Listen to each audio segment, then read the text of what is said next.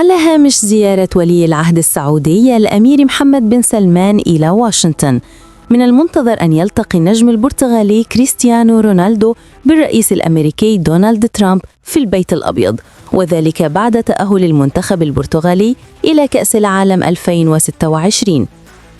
رونالدو البالغ من العمر 40 عاماً سيكون أحد أبرز نجوم المونديال الذي تستضيفه الولايات المتحدة وكندا والمكسيك. تقارير صحيفة ميرور تشير إلى احتمال إجراء مباراة ودية بين البرتغال والمنتخب الأمريكي قبل البطولة. مصادر في البيت الأبيض أكدت موعد لقاء رونالدو بترامب في اليوم نفسه الذي سيجتمع فيه ترامب بولي العهد السعودي، دون توضيح ما إذا كان هناك ارتباط بين الاجتماعين. رونالدو كان قد عبر مؤخراً عن رغبته في لقاء ترامب خلال مقابلة مع بيرز مورغان، مؤكداً أن هدفه من اللقاء هو الحديث عن السلام العالمي.